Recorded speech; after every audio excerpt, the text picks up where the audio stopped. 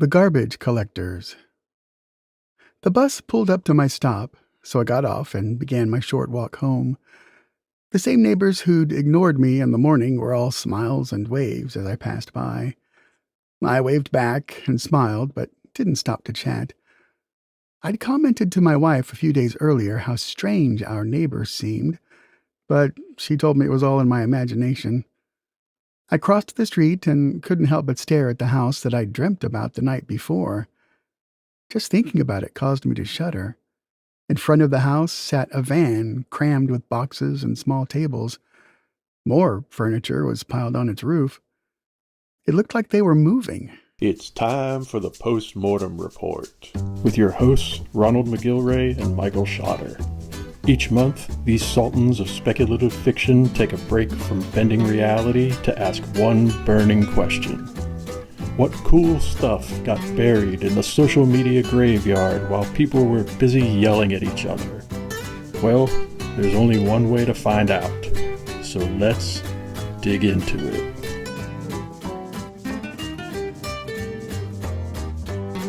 Hello, everybody, and welcome to the Postmortem Report. I'm your co-host, Michael Schotter. And I'm Ronald McGilvray. Welcome to episode 31, the sickness episode.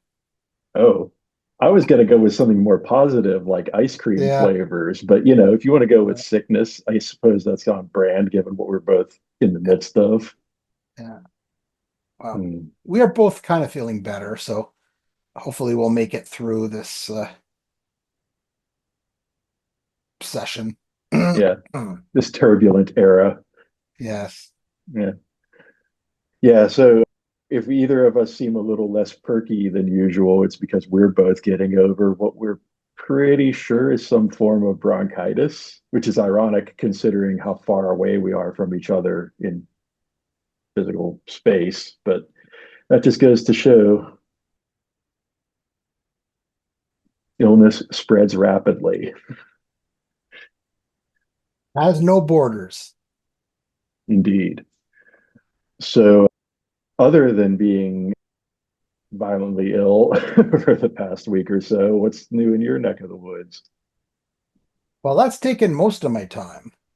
This case of bronchitis has been just brutal. It's like it's sweeping through everybody up here. Like the workplace, everyone's got it. And at least it happened before Christmas. Indeed. And I'm feeling much better, but it just kind of, once you're over like that 85% of it's gone, there's that last 10 to 15% that just seems to keep lingering on, It's kind of annoying, but much better. Like I feel 1,000 times better than I did last week. Same. It really knocked me down. But on good news, my son, we just found out, is no longer allergic to nuts or peanuts anymore. Huh. Yeah, because very few, only 20% of people outgrow that allergy. Because all through his younger years growing up, it was like we had to carry an epi everywhere he went, and we had to carry an epi, and he had to have this sign so no one was allowed to have peanuts near him, and it was just, he hated it, and it was brutal because it kind of seemed to single him out. And when his friends went out, when he got older, went to university, and they had to watch what everyone was eating. But every year he goes for tests and stuff, and the little needle pricks he got didn't show anything. So they were all, that's very weird. So they did it again, same thing. So they did a blood test on him, and it seemed to have vanished. So they did a controlled test where they gave him peanut M&Ms, and he got there and chew them and hope for the best, but no reaction at all. So I didn't even realize that was a thing that could go away. I didn't even think that there was a 20% chance of that. So that's an interesting little factoid. Yeah, which is weird because my niece also outgrew hers. So we've been very lucky in our family with that. Yeah, interesting. Yeah. So some good news. the bad news, they kind of balance themselves out. Yeah, the universe balancing itself out as per usual. Exactly.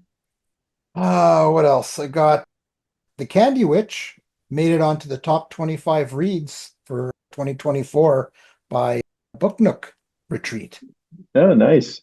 Yeah, so As I recall, Cutters made that list in the previous year, didn't it? uh could have. My memory doesn't go back that far. I'm pretty sure that happened. So I was going to say you're establishing a little trend there, I think. There you go. There you Yeah. go. Yeah, I was pleased to see that. But as the year comes to an end, I have to say, knock on wood, it's been another banner year for my books. All of them are still selling well. They haven't petered off yet into oblivion, so that's Nice. that's always good. You know, I Hmm. mean, I only have 4 books, so it's not like I have a dozen books where one of them can sort of peter out. But yeah, been happy. So we'll see what comes. If they keep rolling on into 2025. Hmm. Hmm. That should give you a nice little bit of momentum to get ready for whatever the next thing ends up Yeah. being. Yeah. Well, actually, still very far away because I'm not the fastest writer, but Hmm. I finally found that sweet spot in that new novel that I'm working on. And Hmm. now I've got about, I can't remember, 3 or 4 chapters done, but there was something not quite right about one of them. So I've been rewriting it and then I found sort of the flow. So I've got that one. And yes, it is still about vampires. So I'm consistent on that too. I was going to ask, are we still Yeah. in vampire world with this Yeah. one? Yeah. I think I got a cool concept. So we'll see how it goes. But yeah, I was kind of struggling with it. And it just, I don't know, this just wasn't like, and then one thing led to another, gave me an idea, tried it, then it led to something else. And I thought, that's the ticket. So we're on our Nice. way because once you get those first few chapters out, then it starts flowing easier. I don't know, maybe it does it for other people. For me, it's those first few. Like I have the idea, I'm all excited, but then when I write it Hmm. and I look at it, I'm like, no, no, no, that's not what I had in my head. Hmm. But once I get it down, then the rest comes a bit easier. Nice. Oh, I have a short story coming out in an upcoming anthology where monsters hide, tales of the uncanny. Mm. So that should be coming out early this year. It's edited by Scott Dyson. It's illustrated by Will Jacques and with an introduction by Paulette Kennedy. So I'm thinking, from what I'm hearing, the rumors that it should be out in February. So we'll see how that one. And each story has an illustration for it Hmm. on the page. So I'm really curious to see it because I haven't really put out a short story for anyone to read in a while. I haven't been really submitting anywhere. Yeah, you haven't done anything since Screaming for Peace, right? Yeah. Yeah. So see what people think of this new story that's coming out. Hmm. So watch for that, where monsters hide, tales of the uncanny. Nice. Oh, and last but not least, my novel, The Candy Witch, is being produced into an audiobook by Two Labs VO and narrated by Sean Cordry. I wouldn't actually be saying this to any of you, except that I know that this isn't going to be out until February, because right Hmm. now it's very kind of sort of hush hush. Everything's in the works now, so it's there, Hmm. but I probably wouldn't. I'll wait till the new year to sort of start putting stuff out. But when you're watching this, I probably have already started mentioning it. Yeah, and Sean is who did the narration for Tales, right? Tales from the Yeah, Parkland. So if you enjoyed his narration of that book, there's a good yeah, chance you'll enjoy the narration of this new one. exactly. So yeah, can't complain having Candy Witch make it to the top 25 reads list. Finally getting something going with the new book, the new short story coming out, and the audio book. So Yeah, working on the new novel, an audio book coming out, short story. And I'll be exhausted. Three things at my age. yeah. Coming out swinging in 2025. Yeah, wearing me out. So I'll have to take a nap. Hmm. So Naps are awesome. yeah, that's about it. Huge fan and advocate of napping. Yeah. Yeah, because I spent a lot of time on the couch or the recliner lately. I don't have any exciting stories to share with you, Michael. Yeah, But once I get over this cold, all sorts of fun things will be happening. Christmas stories. nice. Did you get your nog? I know you were on the hunt for Yes, some I nog did. I've already recently. started on my second container of it. Excellent. Uh, You don't see it because I'm sitting Excellent. here, but right now my ass is like actually spread out to that wall, all the way to the other Mm, wall. mm, Gigantic. nice. Yep. Eggnog. So, are you an eggnog fan? I am. I do enjoy Oh, me some nog for sure. yeah. I don't like alcohol in mine.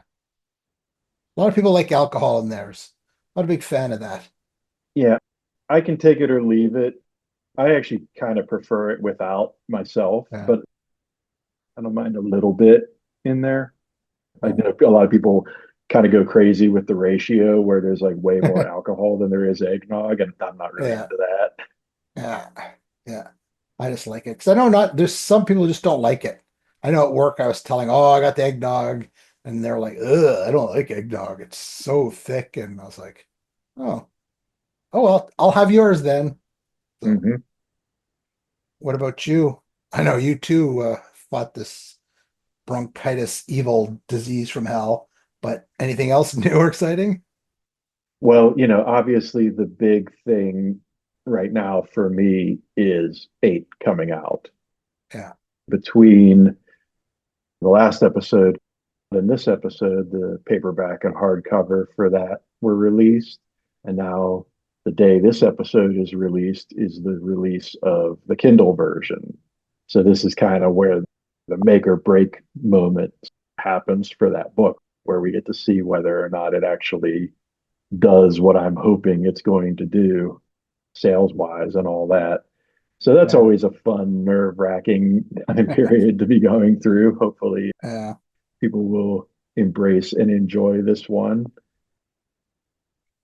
The other thing that's kind of fun for me now with this one is that when the Kindle edition of a book gets published now is when my ability to start working on the audio version of it unlocks.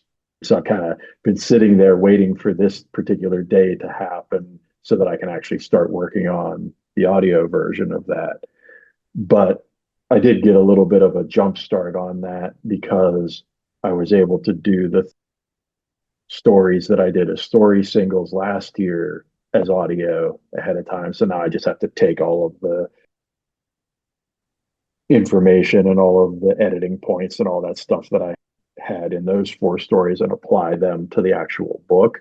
But then I still have eight additional stories to go through from scratch and do to finish that audio book, which is going to be interesting. I'm going to be interested to see how quickly I can get through that. I'm kind of hoping that maybe I can get the audio book for eight ready to go by the beginning of March.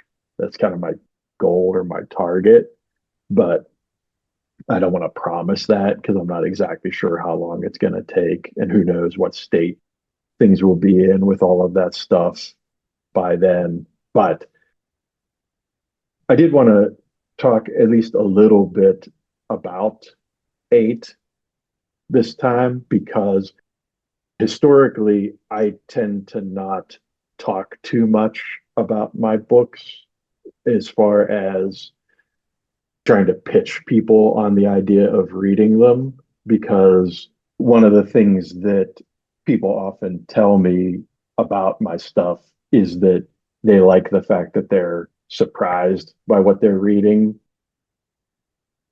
or they enjoy the fact that they're experiencing something that they've never really experienced before. So I'm always hesitant about revealing too much about what's going on in the books, so as not to ruin that surprise for people. But I think with this book in particular, I don't feel quite so worried about that because it is an extension or an expansion of the 7 books that came before it. And in a weird sort of way, I think even though all my books stand alone and are really meant to be consumable individually, this one in particular, I think, really works in that way and really is a good opportunity for people, both who are already familiar with my stuff or people who are interested in becoming familiar with it, to jump in and experience it. Having said that, let's get into this month's featured post. So this time I have something a little bit different for you all. This is a post about a nonfiction book called Atrocity on the Atlantic, which tells the story of a Canadian medical ship that was attacked in the waters off the Irish coast at the tail end of World War I by a German U-boat. And the other reason I thought this might be an interesting post to focus on or talk about is that this book was recently covered in the Literary Review of Canada, which is an interesting publication that focuses on various works of literature even, by Canadian authors that I thought you and our viewers might be somewhat interested in. Have you ever heard of this particular publication or this book or any of this stuff?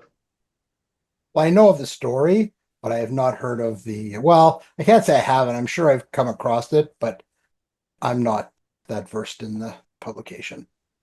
Yeah. I thought that Literary Review had an interesting sort of backstory to it when I was looking into it. Apparently, it started as like a passion project kind of zine back in the 90s, and then eventually ended up getting sold to a university that's kept it going ever since then, and has actually kind of had a pretty long and storied history in terms of being a pretty legit literature focused publication, which those things don't exactly grow on trees these days. So I thought that was kind of a cool thing to bring up and bring to people's attention if they weren't already aware of it.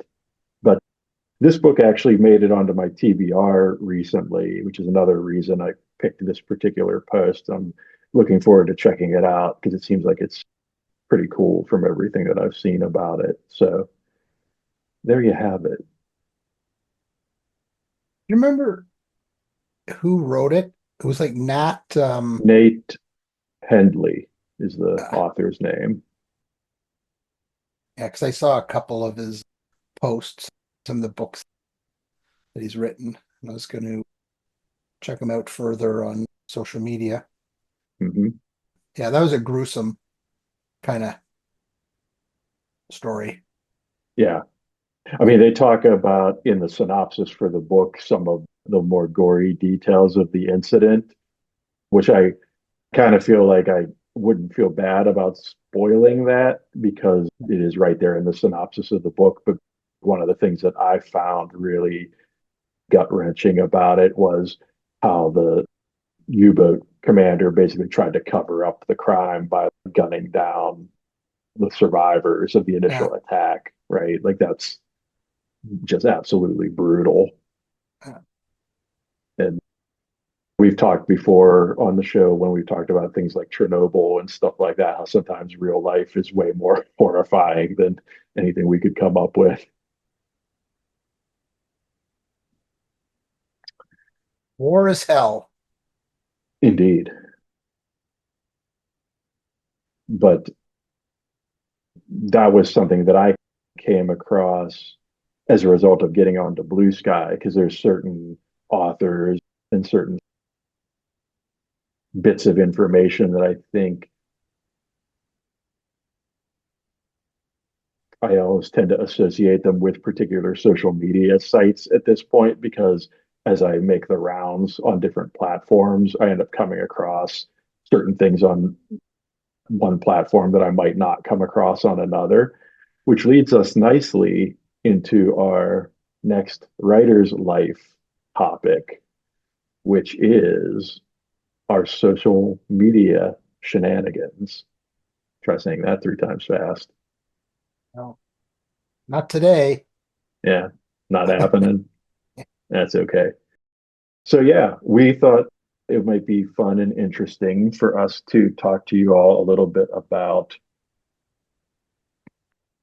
the ins and outs of our presence on social media, what we're doing there, what we think about various platforms, how we use various platforms, et cetera, and how that might prove interesting and or useful for all of you, depending on whether or not you're a fellow author or a reader of some sort. But I thought a good way to kick this off might be to just talk about why we're actually on social media and how we got into using social media.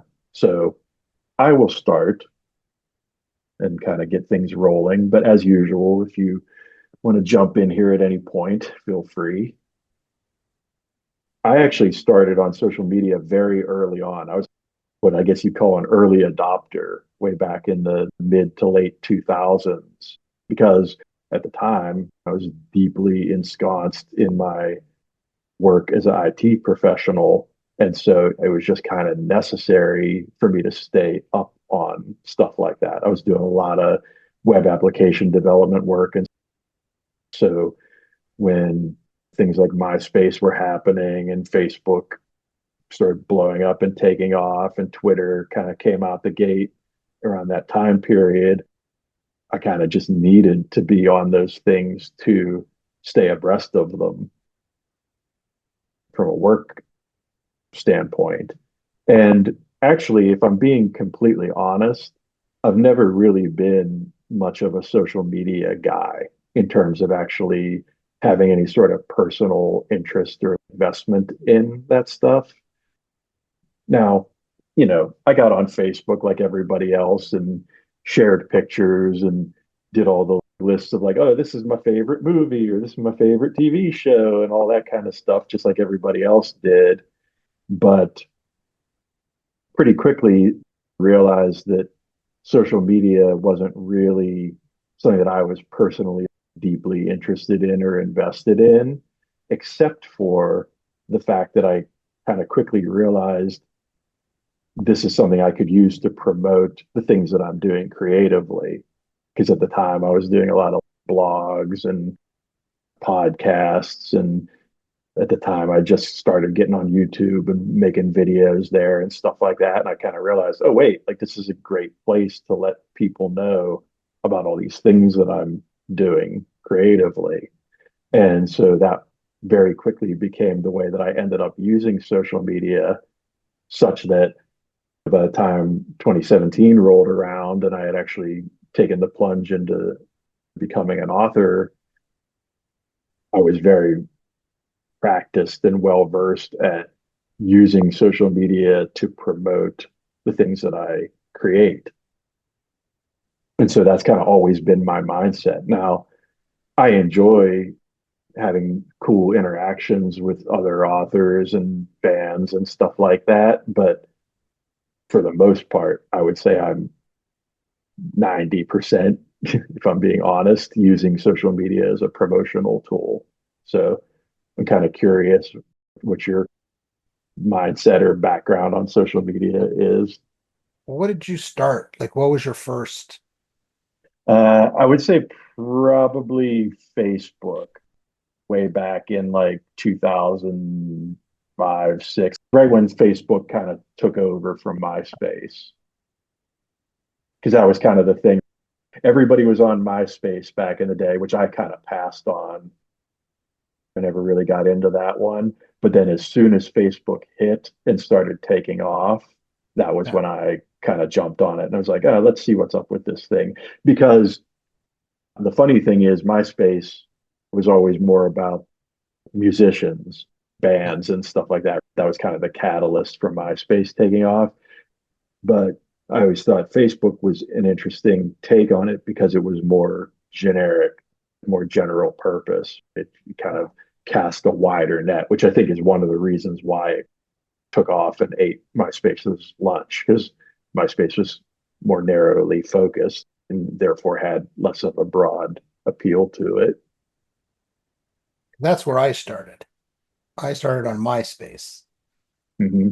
long before I took my break, where Hmm. when I was doing most of these short stories and some of my script work, I was on MySpace because there was a nice horror contingent Hmm. there.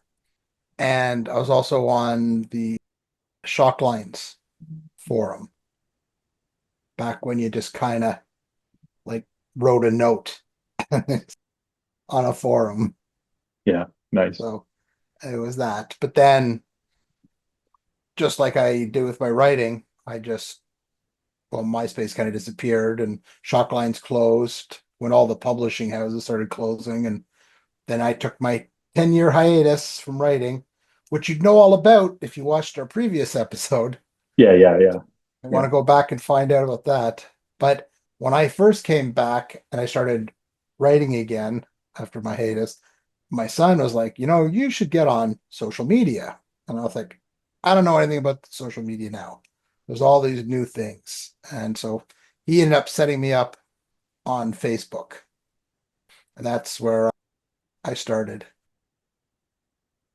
I remember at the beginning, just kind of obviously everyone had a big head start on me and they all had friends and followers. And I was just like, I have like two people Nice. following me. And it was like literally Charles Manson could have asked to friend me, and I would have gone, yeah. I was so desperate at the beginning just because I was letting anybody be my friend. Since then, I've scaled it back quite a Become bit. a bit more selective. Yeah. I've pared it back, got rid of some of the dead weight. But Facebook's where it all started. And then after Facebook, I got on Twitter because I started getting a bit more comfortable with social media. So I went there. And then after that was Instagram.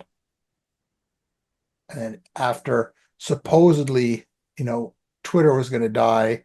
So Threads was the thing to do. So I got on Threads, Hmm. but it never really took off. I don't think like they thought it was going to. And then Blue Sky. So now I juggle those five, which is like a Yeah, job in itself. You almost need an assistant to do the social media. yeah.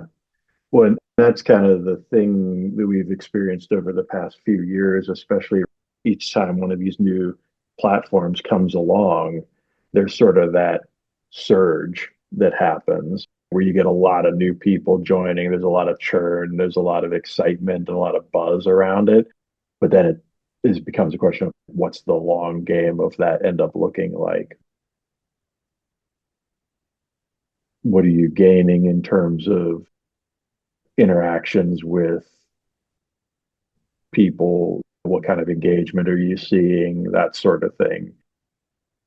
And I think I'd almost call it like a honeymoon period, right? Like there was a honeymoon period with Threads where it seemed like that was going to be the spot where everybody was going to congregate and all the interactions were going to happen. And now we're kind of in the midst of what seems like the honeymoon period for Blue Sky potentially coming to an end. I don't know about you, but I kind of feel like I've seen that surge that we saw in Blue Sky tapering off. slowly but surely over the past few weeks to the point where it seems like it's kind of leveled off. It is kind of just like every other platform now. At least that's been my experience with it Well, it was recently. such a quick migration. Like Hmm. everyone just like, screw you, Yeah, X, and they yeah. just all at once went over to Blue Sky. So there's this enormous jump in everyone there because I was getting so many follow requests or friend requests, and I was looking at it, and it was like I would take a look at it, and it would be like just a bunch of cat pictures or Yeah, yeah, yeah, yeah. news stories from around the world that I really had no interest in.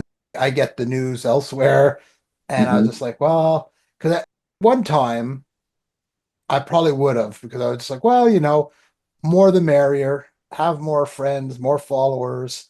But I just Hmm. found now that that doesn't really work for me because those would tie up my feed because they post like every half hour about whatever the newest drama in the world is or something. And I'm just like, it buries things that I want to see. Hmm. So now when I get the requests, I take a look and see if it's something that I'd actually be interested in looking at. Hmm. Because my blue sky hasn't grown as quickly as my others had, just because I guess I'm a bit more choosy Hmm. now. Yeah, so that's kind of, I think, a good question or a good subtopic to get into is how many people do you think is a legitimate amount of people to follow on a social media platform, depending on how you're trying to use it? Because I know myself, when I'm on a particular platform and I'm thinking about following people, if I'm trying to use the platform as it's intended, I tend to not like to follow more than, say, 50 to 100 people max, because what I find is that if I'm really trying to use the platform and I go to the feed, if I'm following more people than that, I never get to see the stuff from the people I actually want to see stuff from. And actually, I'd maybe even go a step further where I'd say I have to be even a bit selective these days, because there are certain people who I might be interested in following them, but they're the sort of people who they're reposting other people's stuff constantly, or they're posting like 5, 10, 15, 20 times or more a day themselves. And it just gets to a point where the feed gets so cluttered with stuff that if I'm following a bunch of people like that, it just becomes almost unusable. And so, what I find myself doing a lot, especially these past few years, is really pruning that quite a bit, where it's like I'll go and I'll follow someone for a while and then I'll see how following them affects my feed. And then if it turns out that's a net gain or a net loss for the quality of my feed, then that person stays or goes, basically. And, you know, it's not like I'm not interested in certain people if I don't follow them or I unfollow them or whatever, but I find that it's just a mechanical thing. If I'm trying to use the platform effectively, if I'm trying to use it for its intended purpose, at a certain point, following too many people kind of defeats the purpose of it. Well, I guess for me, I don't really use social media for what it was intended to do, to be Yeah. honest. I guess, I mean, I do try to be social and stuff, but in the end, for me, it was one, informational, and two, a way to market my books, Hmm. get my information on what I'm doing out there to people that enjoy reading my stuff or want to find out more about me. At the beginning, that's really all it was because I didn't know anything really about social media or how to do social media. I know that I'm probably at the beginning pissed people off because I didn't know what's the word? The etiquette. Etiquette. Yeah. So Yeah. if I was doing like had a book that was for free for the weekend, say a story or something for free, I had no qualms DMing someone, not out of the blue if I'd never talked to them before, but I would go, just to let you know, my book's available for free this weekend if you're Oh, nice. interested, kind of thing. Yeah. But I've seen posts and stuff, people who don't really have a relationship with me that just kind of tell me to get their book and stuff. So I was like, I mean, I didn't know any better. And as I said at the beginning, I wasn't even on social media. I didn't know anything until my son sort of had hooked me up. So when I got on, that's all it was just I was on there to let people know that I was selling Hmm. books. But since then, I would say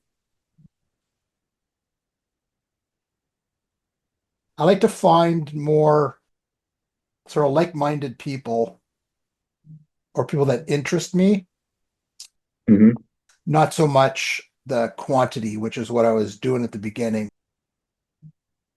Anyone who wanted to follow me or friend me, I'd friend them back. I was putting friend requests out to like anyone.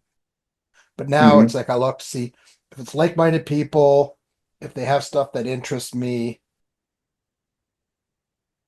I guess if I was to give advice now, I'd say in hindsight, try to find your family, you know, find Hmm. your Or your people. Yeah. whatever, exactly. Yeah. Because there's going to be some people, sure, you'd love, well, maybe not so much, well, I'm sure even you, but in the horror community, it's just like, I'd love it if like Stephen King, or to go, oh, Ron's my buddy. Hmm. I like all of Ron's posts and stuff like that. But that's unrealistic. Like everywhere, there's sort of a hierarchy. And when you get to that level, when you're sort of a best-selling author, an author that's really doing well, and you've got like thousands and tens of thousands of followers, there's no way you can keep up with it. Hmm. Yeah. It doesn't really scale. Yeah. Exactly. So, Yeah. at the beginning, I was like, oh, I don't understand why Truman Capote doesn't want to isn't accepting my friend request, and I've messaged him several times. He's not responding to me. Nice. But you realize even now, because as I've gotten more popular and I've got more followers, and it's like to try to keep your head above water Hmm. is tough. So, and Yeah. I realize what it must be like for them is an impossibility. Yeah. So, but I think a lot of people come in with very unrealistic expectations that just like, well, I'm going to write one book and be a millionaire and retire. Well, Hmm. that's not going to happen. And two, I'm going to come on social media, say something witty, and become like an influencer or be whatever. I was like, Hmm. even I guess, so-called influencers or whatever still don't amount to a hill of beans when you Hmm. compare someone like Justin Bieber, who can like, say something, or Taylor Swift, who can say, I had a banana today and it breaks the internet, kind of thing. Hmm. So that's why find your family, find people that interest you, be supportive of those people, and think of it as a long game. I think too, Hmm. people, especially, well, I don't want to categorize anyone, but as I say, a lot of people want everything instantaneously. I do a post, why isn't it blowing up? They try to do too much too quickly and expect results right away. Hmm. And that's like a recipe for failure And disappointment. Yes. and disappointment because you have these expectations, and it just you got to come on. And I mean, I'm no expert, but to me it's just come on, find people that post stuff that's of interest to you, engage with them, support them, and let it build organically. I don't know who would ever listen to me because I mean, I think people these days, everyone wants everything right away, no time to sort of wait. Hmm. But the problem with that is you'll probably burn out really quick Yeah. because you'll get Well, into and yeah, dramas and I think that's why you see so many people come and go from social media so quickly. We've yeah, talked about this many times offline, where it's how many people were kind of blowing up on social media back when we first started doing all this stuff who you don't even see or hear from anymore because they're just gone. Right? yeah. Like, yeah, there is quite the turnover and there's quite the churn in the social media space. I would say, especially within the writing community, people come and go all the time. Yeah. Yeah. Yeah. If you're doing it purely as a means to be famous or to be successful in your writing, it may be in for a rude awakening. I think it's Yeah. what you make of it kind of thing. Because I've met great people, Hmm. lots of great people. I found books and movies that I'd never have found on my own, but I Hmm. see when they post stuff and I've read their stuff or watched their movies, and there's lots of great stuff that you can do it there.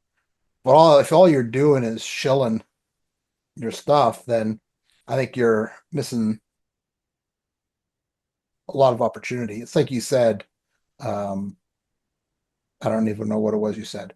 It was on the top of That my mind. must have been It, really it, impactful. it was right there on the top of my head. It just disappeared. That's But all right. it's you just I don't know, just it's what you Well, make it, I guess. yeah, let me just add something to that. So I think one thing that I think about a lot in terms of who I follow these days is when it comes to following other creatives, I always try to make sure at this point that it's somebody who I've either experienced their content and enjoyed it or would like to. So in the case of other authors, for the most part, the people who I'm following are people whose stuff I've actually read and enjoyed and have a genuine interest in, or people who I really want to keep a tabs on because I eventually do want to read something that they've written. And I think that's really maybe the thing to think about in terms of who you follow on social media is who do you have a genuine interest or investment in terms of somebody who's created something you're already a fan of or already genuinely interested in, or is somebody who you want to explore what they've created further. And I think that criteria is a really good one to have in terms of if you are going to do pruning of the folks you follow, that I think is a good mindset to have to help make that task a lot easier. And like you said, when you go and look at somebody else's feed and you see the sorts of things they post, that should tell you a lot about whether or not that is somebody you genuinely want to follow, right? Because Yeah. like you say, if you scroll down through like 8, 10, 12 of their posts and there's nothing there that's catching your eye or grabbing your attention, that's probably a good indication that that's not somebody you should be following, regardless of whatever you think might come of that. I think that's the thing I would always say to avoid is don't make this into a numbers game. Don't make it about I have to follow 10,000 people so I can get 10,000 followers. Because here's the secret: it doesn't matter how many followers you have if those people don't actually care about what you're saying. You can have 10,000 followers or 100,000 followers on social media, but if not a single one of those people cares about anything you post, that number does not matter, right? So I always say I'd rather have 20 followers on a social media platform if all 20 of those people actually care about what I'm posting. That's way more important to me than the number itself, right? And I think that mindset goes both ways, though. You, as the creator, want somebody who's following you to care about what you're posting. So ergo, you should care about what the people who you're following are posting. It should go both ways. Well, that's the thing too, is when you see a friend request or following, and you kind of look at it and you're like, well, why does this guy or this woman want to be a friend of mine? Hmm. It's like, what is it about my posts that like are appealing at all? But you have to be Hmm. careful in a way too, because there are a lot of fans and readers and reviewers that are out there that love reading genre stuff and don't actually have, they may post, you know, them Hmm. horseback riding or something. So, I want to engage with fans as well, but Hmm. try to stay away from anything political. We have enough drama up here in Canada as it is. Yeah, Well, yeah. as you do, I guess, down there. No But shortage of it uh, here either. Yeah. I don't Let's need not even to go see down it. that road though. Yeah, don't need to Yeah. see it on my feed. Don't need any drama either. But there's some people I follow, and then I look and I can tell, they're not a writer or a creative, but they post interesting posts anyways. Hmm. But I try to be supportive to people who are supportive of me. I'd love to engage more, but having a job during the day, trying to being out there on social media and accessible to people, Hmm. and trying to do writing is it's a lot. I mean, honestly, if I'm being real about it, I'm actually really glad that I don't get much more engagement than I do, because Yeah, honestly, it would be kind of tough to keep up with it. yeah, I like having those interaction, the occasional interaction with the reader or another author or what have you. It's fun, it's cool, I enjoy it, but I would not want that to be a thing that I had to do for hours a day. There's no way that would be an appealing prospect or proposition to me. yeah. I feel like I'm in a nice little sweet spot at the moment where it's like I get the occasional comment or message from somebody or whatever that's legit. I could definitely do without a lot of the spam I get, but that's a whole nother topic. I don't really count that as the same thing because all that marketing spam that we all get our inboxes crammed with as authors is something completely different. But I'm talking about real legit interactions with people. I think those are some of the most fun, satisfying things that you can do on social media is to have those sorts of interactions with people. But like I said, I can't imagine that scaling.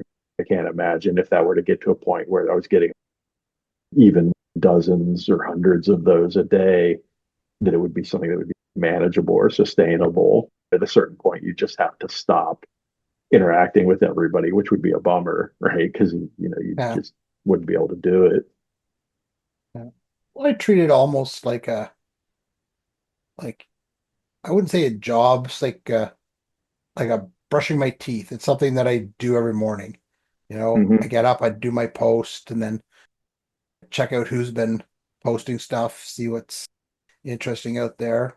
Try to support as many as I can because I realize that it's a dogfight Hmm. out there. Oh So, yeah, if I yeah. can be supportive in my small little way, then I try my best and do what I can. Because you're always thinking social media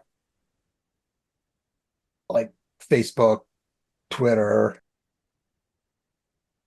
Instagram, but there's that weird niche where you look at like Goodreads and Hmm. YouTube Hmm. is a sort of a thing in itself. Oh yeah, I mean every platform has its own subtleties and nuances too. for sure. Yeah. Yeah.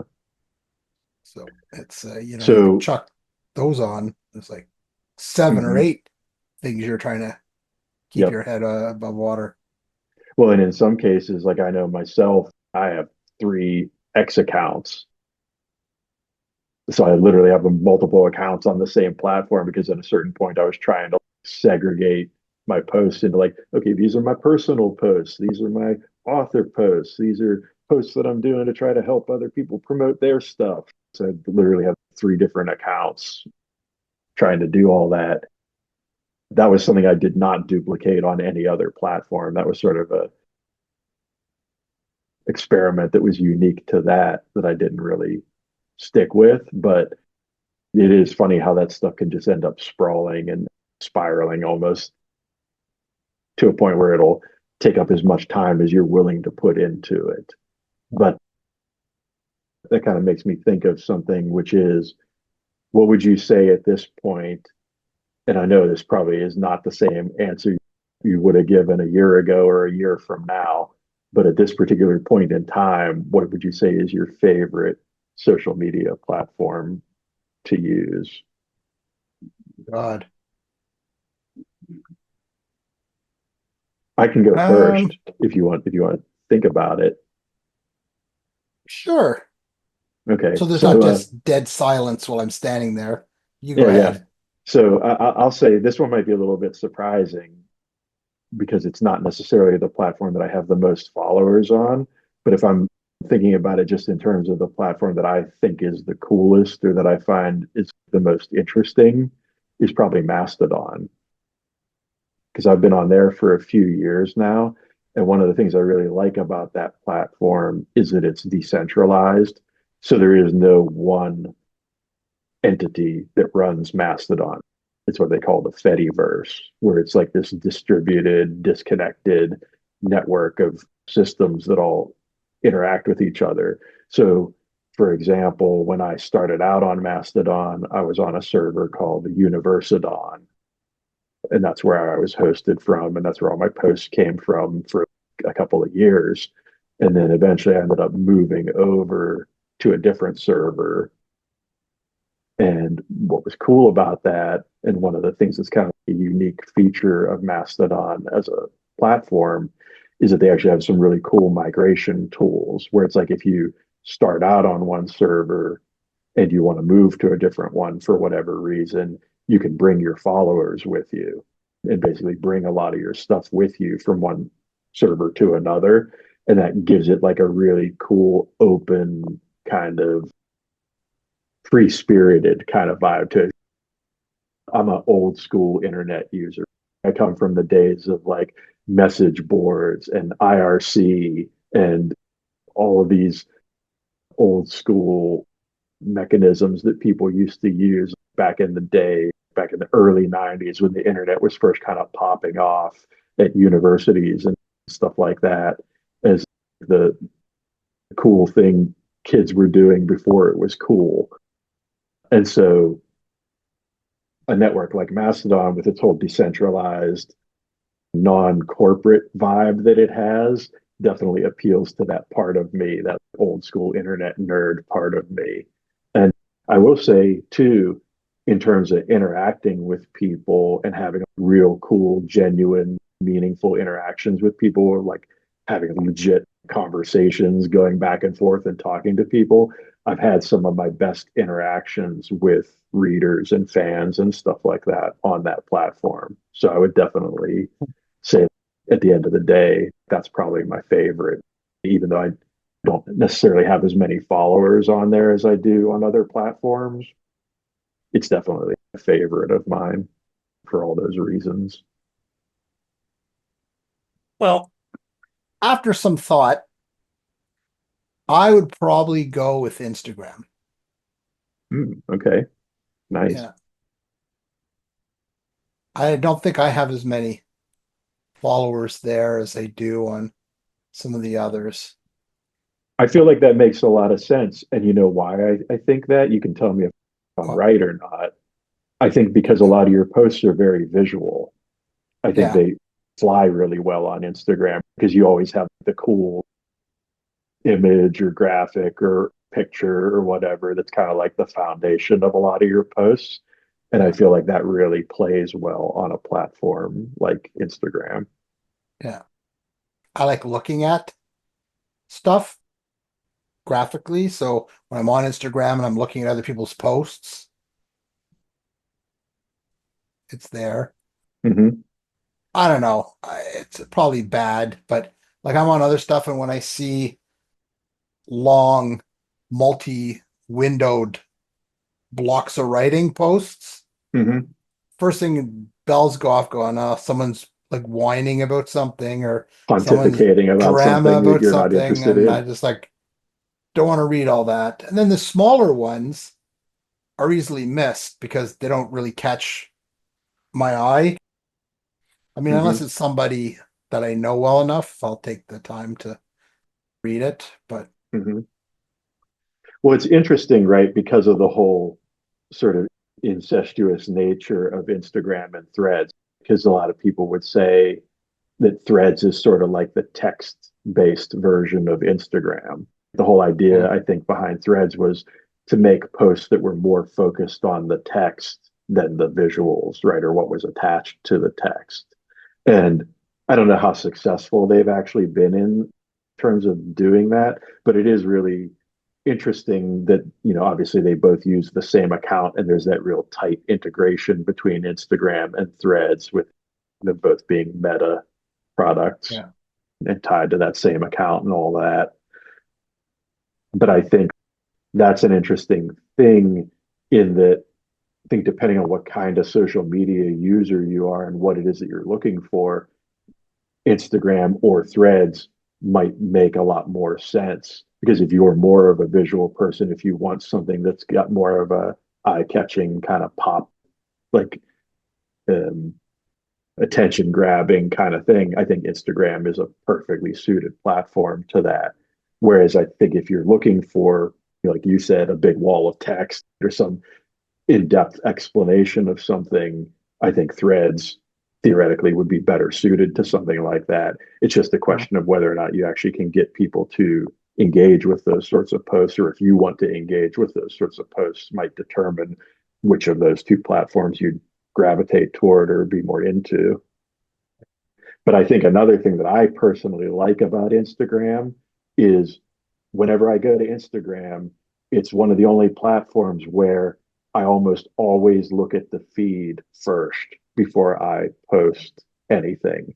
And I think it's just because of the way Instagram works, where it's like as soon as you open it up, whether you're looking at the web app or the mobile app or whatever, you're instantly presented with that feed. And it's like, oh, here's what Ron posted. Here's what Coy posted. Here's what whoever I'm following posted. I can just hit my little hearts like bloop, bloop, bloop, bloop, just kind of see real quickly what everybody's doing. And then, okay, I'm ready to go make my post now. And hopefully everybody will like what I did too. I feel like there's a flow and there's an immediacy to the way Instagram works that makes it unsurprising to me that it would be a favorite platform for a lot of people because I feel like there's a sort of efficiency to the way you can use it both as a user and a creator that I think supports that. yeah. Well, I like a lot of not only just writers but artists Oh yeah, because yeah, yeah. some of the people out there who do some of the art just mind blowing to me.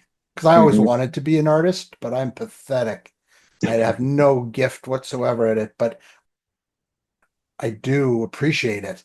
And I look at some of them, and so that's one thing I have is I follow quite a bunch, and I like quite a few artists Hmm. that put their art up there. I mean, there's some that uh, no interest whatsoever. There's like this one, a kind of a look. I'm not going to say what it is, but there's several that like they either could all be the same person or they all have the exact same style.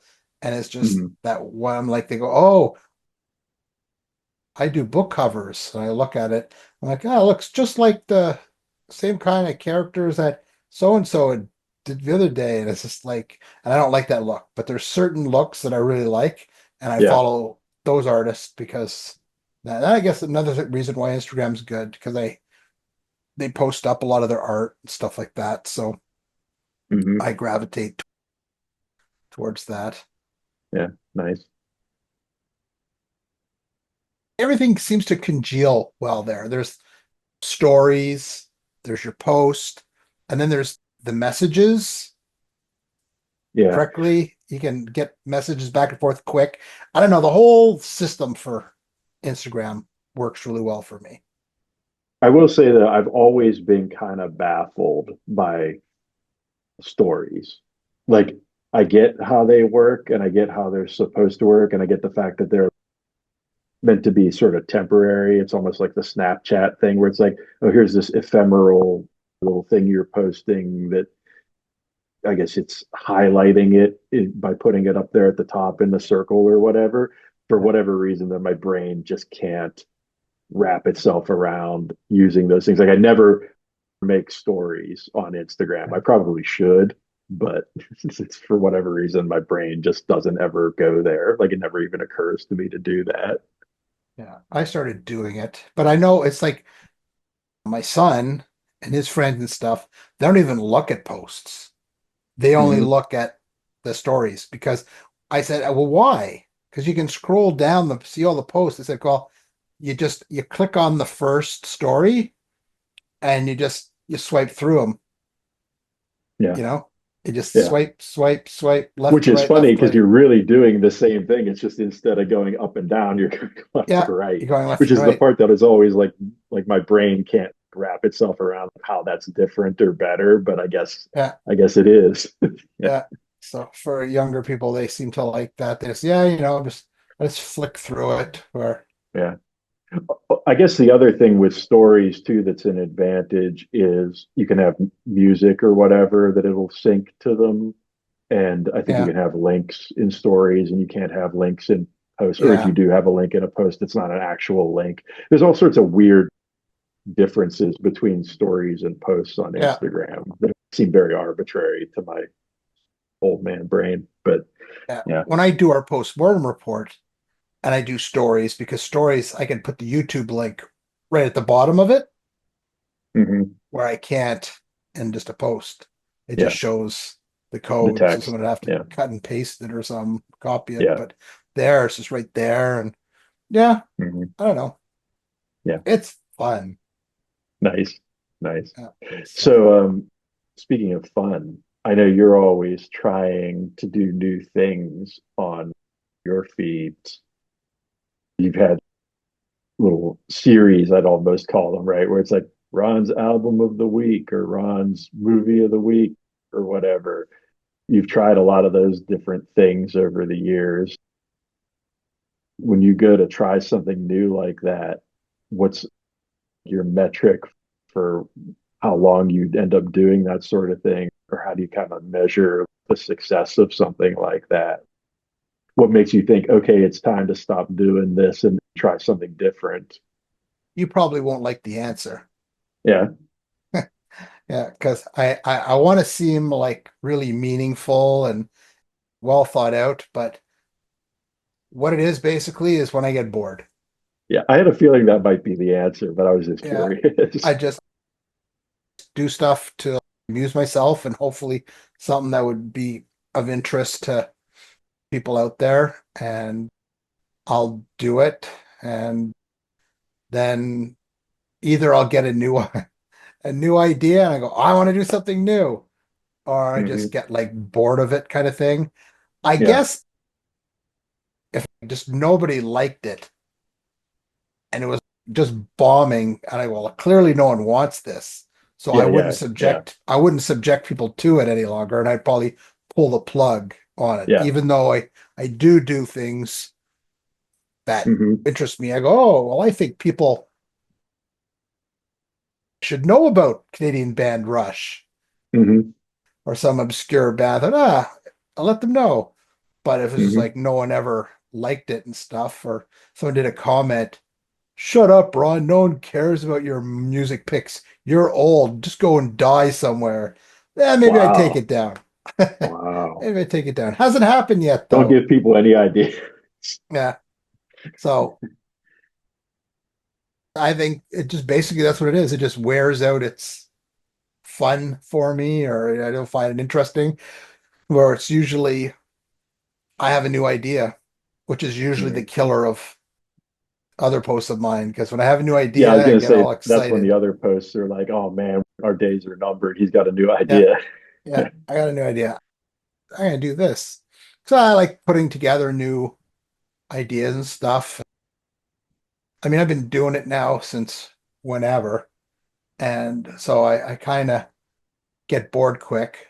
But there's certain things that I found I just like doing, and things I find that have worked in different ways, and I try to stick with those. I found ways, always try to find ways where I can support other indie writers or other creatives Hmm. in a way that people recognize Hmm. when they see it, because it's that kind of McDonald's theory where people like what they know kind of thing. Hmm. So I try to put things together. So I was like, because I did that, like you'd mentioned, I had my albums. I was moving them one day and I thought, I should pull these out and just kind of take pictures of my album covers. Hmm. So I started doing that. And so if you were into that, then every Friday you would go, okay, Ron's going to be posting one of his album covers. Because I'd Hmm. see certain people liked my Friday post, but then on Saturday nights when I watch my movie, and then I do like a movie post later in the week talking about whatever movie it was I saw. But it would be different people that like that. But like Hmm. every Wednesday, certain people would go to see what movie I had something to say about, but they wouldn't be the same ones that were like in my music post. Yeah. So there are different tribes. Yeah, that's the thing you find for sure is depending on what kind of post you do, you're going to get responses from different people for Yep. sure. And you can almost set your watch to it at a certain point where it's like, oh, if I post about this particular topic, these X number of people are probably going to respond to that post. And it becomes almost predictable in a way. You can definitely sort of use that to your advantage, I think, whenever figuring out what kind of post you're gonna do, because at a certain point it just becomes so reliable. So basically what I want to do, I want to post what I like, share what I like doing. So I'm like, here's a band I like. You might like it too. And I watch movies, I read books. This is my life. So that's what I guess I share stuff that interests me. As going back to what we first said, it's like find your tribe, find your family, people who like the same things. Hmm. I don't want to be everything to everybody. These are things I like doing. If you like doing it too, come aboard. Yeah. Let's be friends, follow each other. Show me what movies you want. Show me what you're listening to, you know? Hmm. And I try to throw odds because different things happen in life. So something interesting happens, I'll do that. And then, Hmm. of course, flogging my books, let Yeah. people know that, I am, because I do post so many other posts that people could probably tend to forget that I actually write as well. So I got to remind people I do have books out there. Yeah. Yeah. So Yeah. Nice. Well, I think that pretty thoroughly covers things for now. But obviously, with social media being such a volatile and deep and broad landscape, I'm sure this will be a topic that we will revisit at some point in the future. Because, like I said, if we had this conversation a year ago or a year from now, I'm sure it would go very differently. And that'll just be a good opportunity for us to touch base on it again in the future. But having said all of that, any final thoughts you'd like to share with anybody before we get on out of here? Well, I'd be curious to hear what all of you out there think about social media. Do you have any questions? Do you have things that work for you? Anything that you have a question about? Because I mean, like you said, the social media is such a broad thing. And let's face it, there are no real social media gurus. Oh yeah. Half of us don't even know what Anybody the who hell we're thinks they doing. have this figured out Yeah. definitively is definitely trying to sell you something. Yeah. It's like with the algorithms and the buy this, get a blue check here, get a blue star here. It's just like, it's all just mind boggling. So it's like the old adage, the KISS thing, keep it simple, stupid, or whatever. Yeah, That's what you KISS. got to Yeah. do. Don't expect things real quick. Just work at it. Find your tribe, people of interest, and it will be a much more pleasant experience. But leave a comment. Make sure to like. Let us know what you think of social media, because maybe you have some tips that'll help us. Nice. Until then, I'll let Michael show us out. Yes, let me show you the door. We will have an off the clock for you this month, so look forward to that. And I'm not going to spoil anything that's going to be in that, but I know from doing our pre-show prep that Ron is very excited about something he's going to talk about in off the clock this time. So be sure to stick around for that. And we will You see don't want to you. miss this one. See what he's been doing. He's been teasing me with it. He won't say anything. All right, we're out of here. We'll see you next time. Hasta la bye bye. Thanks for dropping by. Congratulations, you just survived the post-mortem report. For more information about the show, the hosts, or the things they talked about, visit our official website at postmortemreport.com. And always remember, good posts never die.